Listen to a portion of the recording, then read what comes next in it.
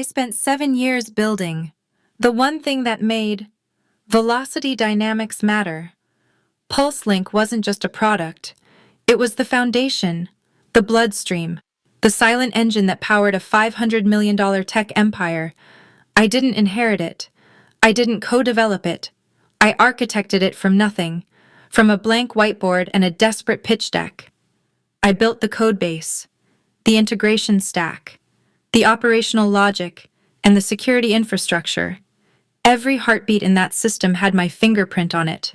I skipped holidays, slept on office couches, worked through the flu, not because anyone asked me to, but because I believed in what we were building.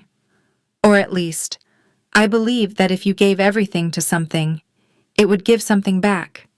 I believed wrong. The conference room was full. Executive team, department heads, junior analysts who should have been on lunch breaks, all squeezed in like it was some big reveal. It was just not the kind anyone expected. I stood near the end of the long table, notebook in hand, still thinking we were there to review quarterly system stability metrics.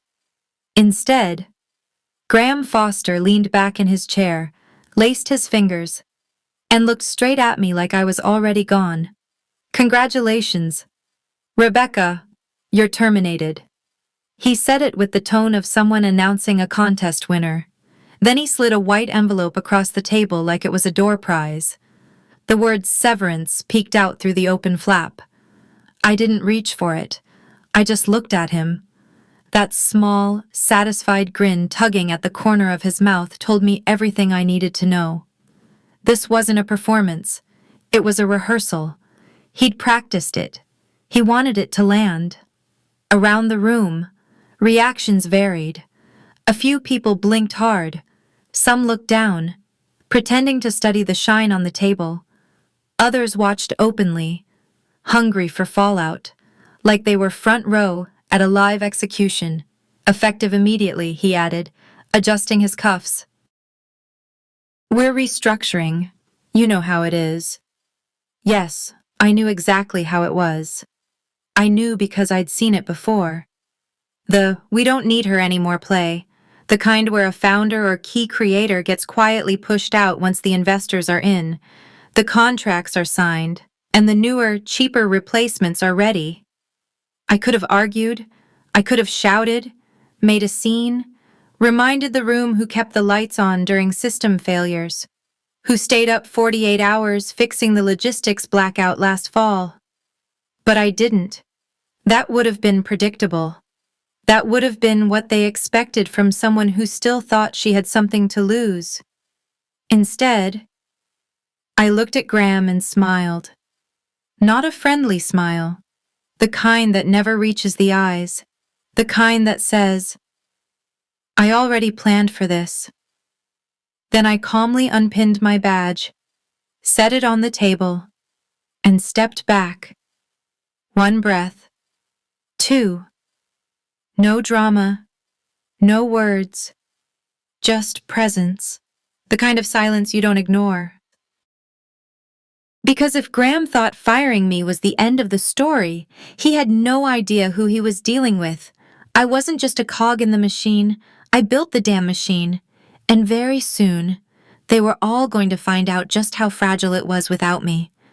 I didn't say anything right away, just stood there, badge on the table, envelope untouched. The air in the room had started to shift, uneasy, but not panicked. Not yet. Graham sat back in his chair like the scene had already played out the way he wanted, like I was going to turn, walk out, and disappear quietly into some forgotten archive folder. So I leaned forward just slightly, just enough for my voice to carry. "Then I suggest you start preparing a statement." He blinked, still smirking. "A statement," I repeated, pausing long enough for the silence to thicken, for the discomfort to settle into something colder. "One for the investors. You're going to have to explain why PulseLink will be completely offline in 9 minutes." The room stopped breathing. You could hear the fluorescent lights humming. Someone's pen clicked and didn't unclick, then chairs scraped back, A laptop snapped open. Someone else reached for their phone. Graham's smile didn't vanish right away. It twitched, then faltered. He stood up fast enough that his chair skidded across the floor. "What did you do?" I didn't answer. I didn't need to. I turned, picked up the small cardboard box they'd oh so helpfully provided for my personal items, half of it still empty, and walked toward the door. Not slow, not fast, just steady, intentional. 8 minutes now. I said it softly, not turning around, just loud enough to carry through the air like a rumor you can't unhear. Behind me, the tension snapped. I heard Graham barking something. Footsteps. The CTO, Mark, was already typing. 2 engineers bolted toward the server room like they thought brute force could stop the inevitable. I didn't look back. Let me back up for a second. This didn't come out of nowhere. 6 months ago, I saw the signs. First, my access to long-range financial projections disappeared. Then, meetings that used to include me started happening behind closed doors. Graham's tone shifted, from collaborative to dismissive. People started using past tense when referring to my contributions. I wasn't being moved aside. I was being erased. I knew how that playbook went. They raise a round of funding, bring in younger hires with lower salaries, and quietly push out the people who got them there. But Graham made one mistake. He forgot who built the system. PulseLink wasn't just a logistics platform. It was a living, breathing network of critical infrastructure, one that I had designed to be resilient, but also deeply sensitive to unauthorized control. So when I saw the writing on the wall, I embedded a simple protocol, not malicious, not destructive, just defensive. If my system credentials were ever removed, PulseLink would assume it was under hostile takeover and initiate a full lockdown. Everything, servers, APIs, user access, back-end processes, would go dark, not deleted, not corrupted, just sealed, frozen. By the time I reached the elevators, the shouting was louder. Someone said my name. I didn't turn around. Inside the elevator, I finally looked at my phone. Missed calls already. 3, 5, 7, all unknown numbers. I stepped into the parking garage, opened my car, slid into the driver's seat, and stared at the dashboard clock. 0, 0, 0. Right on cue, PulseLink collapsed. And with it, every warehouse integration, every shipment tracker, every real-time client dashboard Velocity Dynamics had built their reputation on, gone, offline. The empire they thought they controlled? Turns out, it ran on my terms. I didn't go straight home. I stopped for coffee first. Same place I always went. Same barista with the sleeve tattoos and a voice like gravel. He smiled and asked how my day was going. I said fine. He had no idea that 5 miles from where we stood, a Fortune 500 company was on fire, and I had lit the match with nothing more than silence. I wasn't hiding. I wasn't running. I was watching.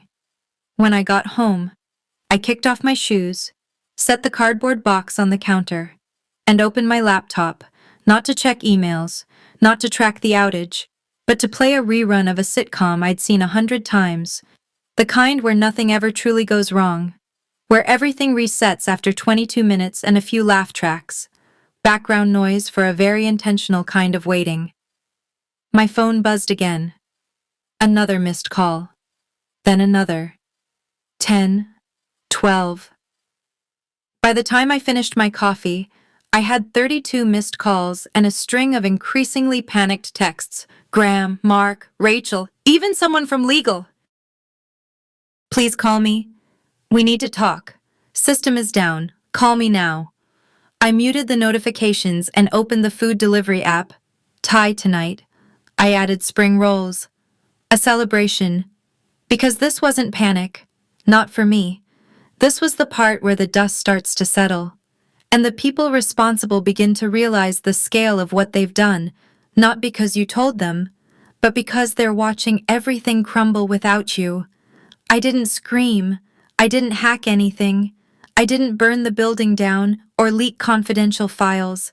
All I did was remove myself, and suddenly, the entire operation couldn't breathe. Funny how they only value your work when they no longer have access to it.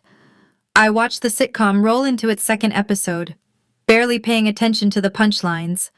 I wasn't interested in the jokes. I was timing the fallout. Somewhere in a glass-walled conference room, Graham was probably sweating through his overpriced dress shirt while executives shouted over each other and engineers threw out worst-case scenarios. The board would be calling soon, if they weren't already. Clients, too. Because PulseLink wasn't just broken, it was dormant. And no one in that building knew how to wake it up without me. And that was the point. This wasn't about vengeance. This wasn't about making anyone suffer for the sake of it. It was about forcing them to confront a truth they tried to erase. That value isn't something you can replace with a cheaper hire or bury in a press release. Value is earned, built. And if you try to erase the architect, the structure doesn't hold. The food arrived around 8. I ate slowly, methodically, like I had all the time in the world, because I did. The calls kept coming. My inbox flooded. I ignored them all, let them squirm. Let them pace and draft apologies and call emergency meetings. Let them feel, for just a moment, what it's like to be on the outside looking in. That's where they wanted me. After all, they just didn't expect the view from this side to be so much clearer. The knock came just after 9. Not soft, not uncertain. Sharp, fast, insistent. I didn't have to check. I already knew. I opened the door to find Rachel standing there. Jacket half-buttoned, hair slightly frizzed like she'd run part of the way. Behind her was Mark, out of breath and clearly uncomfortable. Neither said anything at first. They didn't have to. Their expressions said it all. I stepped aside without a word. They walked in slowly, like kids waiting to be grounded. "Shoes off," I said, not a suggestion. They complied. I took my time, sat on the couch, crossed one leg over the other, and waited. Rachel perched at the edge of the armchair. Mark stayed standing, shifting awkwardly. "Look, Rebecca," Mark started. "The system is offline." I finished for him. Catastrophic failure. Full stack lockdown. Clients are furious. Investors are circling like sharks. Sound about right? He swallowed hard. Dead on. Rachel leaned forward, hands clasped tight. "We handled this wrong. We know that. Graham. He was impulsive. But this can be fixed. You can fix it. Can I?" "You have to," Mark blurted. "This could destroy the company.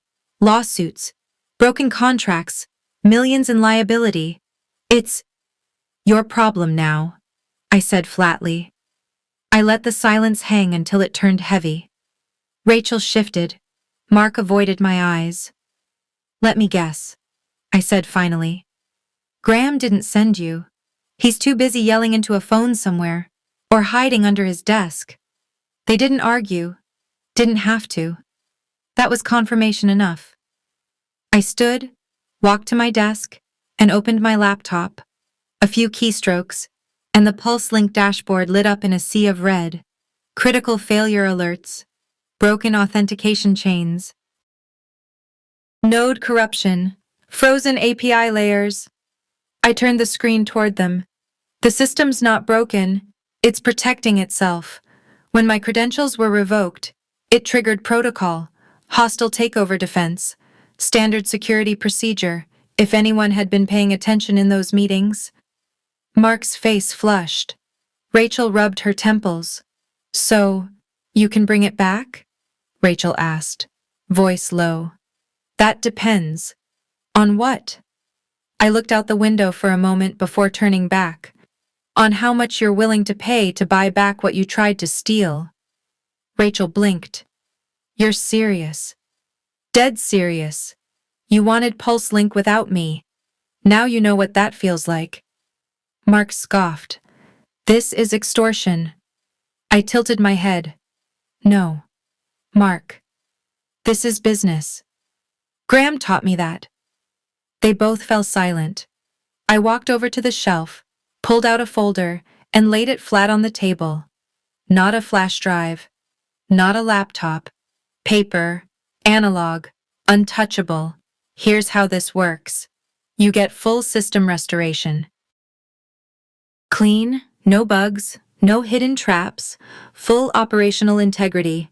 In exchange, 50% ownership of PulseLink intellectual property, past and future, immediate reinstatement as Chief Technology Officer, board seat, permanent, a personal buyout of $15 million for attempted removal and breach of intellectual trust. And one more thing. I leaned forward slightly. A signed public statement by Graham, the board, and the investors, acknowledging me as the sole inventor and architect of PulseLink.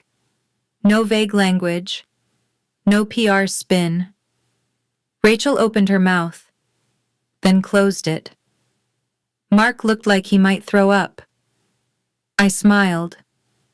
Not cruelly, just precisely. You thought I'd disappear quietly. Now I'm the one writing the terms. The next morning, I didn't walk into Velocity Dynamics as an employee. I walked in as something they never expected me to become. An owner, a board member, and the person holding the company's pulse in the palm of her hand.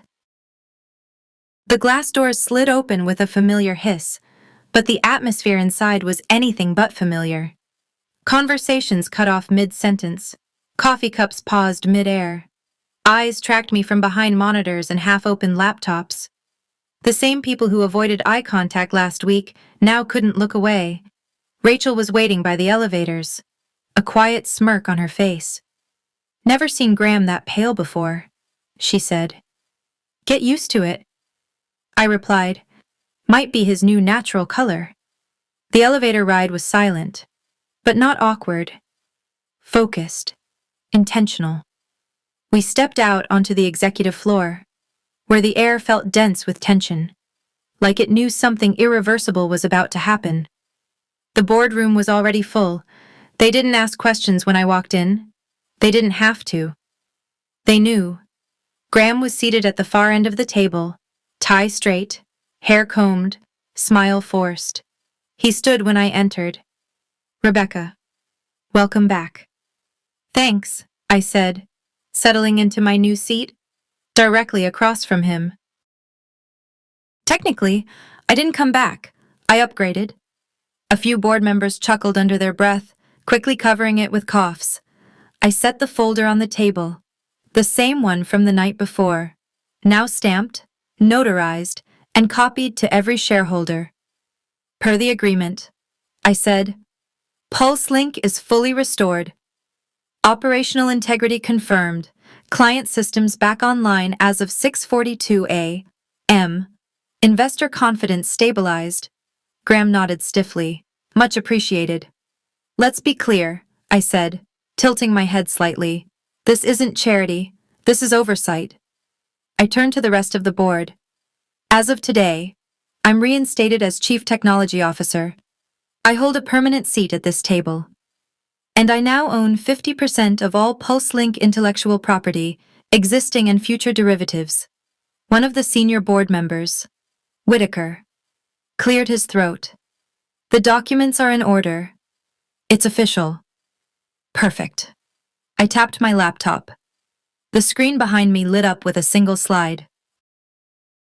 Internal Threat Audit Report.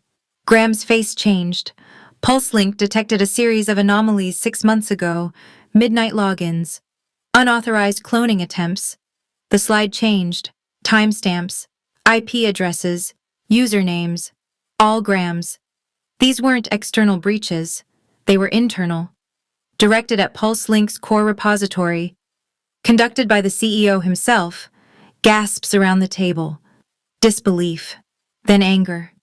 Graham stood suddenly. "This is out of context. I was reviewing system logs." "Sit," I said calmly. And for the first time in 7 years, he did. "Under Section 8 of the shareholder agreement," I continued, "any executive engaging in intellectual property tampering or conduct deemed a conflict of interest is subject to immediate disciplinary review." I clicked again. Next slide. A recommendation. Removal of CEO Graham Foster. Silence. Then Whitaker spoke. "Given the evidence and the situation." Heads nodded around the room. Another board member chimed in. "He jeopardized our core product, our investors, our reputation. This isn't reckless, it's disqualifying." Graham slammed his hands on the table. "You can't do this. I built this company. I met his eyes." "No, Graham. I built it. You just signed the checks." The vote was unanimous. Security arrived 2 minutes later. He stood, shaking, jaw clenched, eyes locked on mine with that same entitled rage bullies carry when the game turns. "This isn't over," he hissed as they led him out. "Oh, Graham. It absolutely is." By 2 o'clock, the system had stabilized. PulseLink was back to full operational capacity. Clients were still shaken, but functional. Legal was triaging potential lawsuits. The war room was humming again, the kind of energy that comes not from panic, but from a narrow escape. I was reviewing internal security reports when my phone buzzed. Blocked caller ID. I debated ignoring it, but something in my gut said not to. "Rebecca Reyes speaking." A smooth voice answered. Male. "Polished. Too polished. Miss Reyes, we should talk." "Who is this?" "Call me Vincent. I represent certain interests." "Interests?" I kept my tone neutral. "You'll need to be more specific." A pause. "My client is prepared to offer a 9-figure acquisition for PulseLink. Full rights, immediate transfer. Not interested. This isn't a friendly request." And there it was. The shift. The threat wrapped in velvet. I stood, walking toward the window. Was that supposed to scare me? Because it's adorable. Another pause. "Think it over. Miss Reyes. You'll be hearing from us again soon." The line went dead. I stood for a moment, phone still in hand, letting the words settle. Not the offer, the tone, the arrogance, the assumption that because I built something valuable, I could be bought or bullied out of it. Not this time. I turned back to my laptop, logged into the PulseLink security console, and ran a full audit. At first, everything looked clean. No breaches, no anomalies. But I knew what I was looking for. A ping, subtle, low frequency, buried in the logs, external.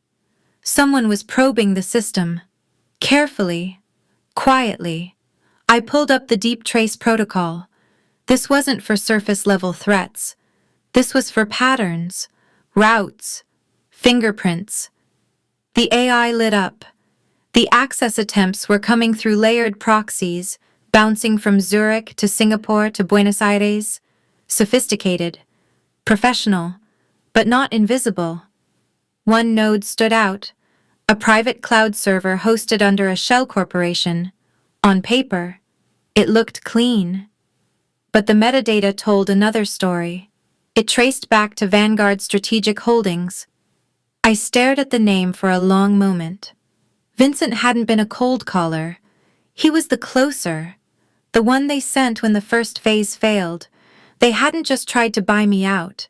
They had backed Graham, enabled him, leveraged him. I dug deeper, found a poorly scrubbed internal memo buried in a financial archive. One line stood out in bold. Objective: acquire PulseLink by any means.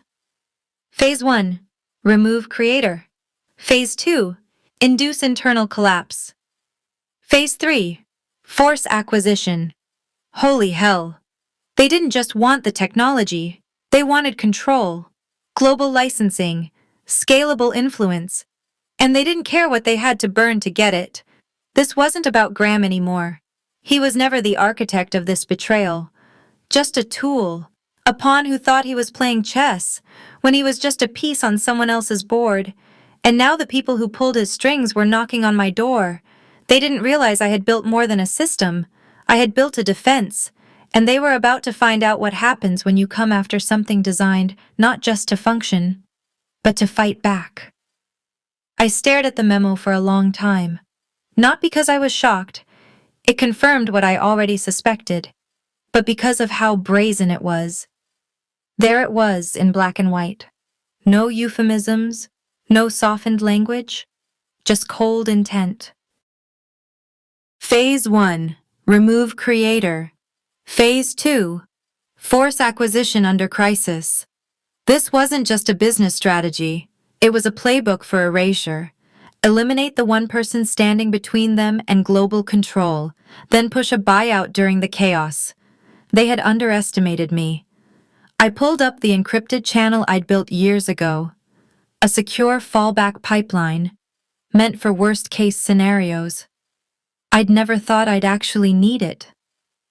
Until now. I compiled the logs. Everything. The cyber attack trace. The unauthorized access attempts. The Zurich server connection. The shell company contracts. The financial memos. I split the data package 3 ways. One to the FBI's Cybercrime Division, one to the SEC's White-Collar Fraud Task Force, and one to every major tech outlet I had ever respected. TechCrunch, Wired, Forbes. I hit send. There was no dramatic music, no flashing lights, just a quiet ping as the files left my system and entered the bloodstream of the public eye. And then, just like that, the attack stopped. No more port scans, no injection attempts, no data crawlers. Dead silence. 3 minutes later, my phone rang. Not blocked this time. Vincent. I answered without hesitation. Rebecca Reyes speaking. There was a pause, just long enough to let me hear the tightness in his breath. That was unnecessary, he said. Flat, but shaken. No. Vincent. What was unnecessary was thinking you could muscle your way in and take what you didn't build. You just made this a lot harder for everyone involved. Good. That was the point. You realize who we are? I do. And now the FBI does too. So does the SEC. So does half of Silicon Valley. This isn't over. I smiled, even though he couldn't see it. Oh, Vincent. It absolutely is. He didn't respond. The line went dead. I leaned back in my chair, letting the weight of it settle. Not the fear. They had that now. The clarity. They weren't the only ones with reach. They weren't the only ones who could strike from a distance. They had used power. I used truth. By sundown, the headlines were everywhere. Attempted hostile takeover of PulseLink exposed private equity firm under federal investigation. Whistleblower CTO turns the tables on billion-dollar cyber sabotage. Velocity's stock didn't crash. It surged. Investors finally understood the truth. The product hadn't failed. The leadership had. And the woman they tried to erase? She was now the face of the company. Not because she demanded it, because she earned it, and refused to let anyone take it away. By the next morning, I wasn't just a name behind the code, I was the name on every headline. My inbox had hundreds of unread messages, most with subject lines like "Congratulations," "Thank you," or "We had no idea." I ignored most of them. The important people already knew what mattered. The truth was out. Every document, every data trail, every quiet deal tucked behind closed doors. It was all public now. Vanguard had gone dark. No press statements, no denials. Just a quiet retreat while legal teams scrambled to contain the damage. But the damage was done. The story wasn't about them anymore. It was about me. Rebecca Reyes, the architect of PulseLink. Rebecca Reyes, the woman who built the backbone of modern logistics and refused to let it be stolen. Rebecca Reyes, who turned silence into power and pressure into precision. Velocity Dynamics had never seen this much investor confidence. The same shareholders who once nodded through every one of Graham's decisions were now holding emergency board meetings without him. They didn't do it because the company had value. They did it because now they knew who gave it value. Me? I didn't demand the spotlight.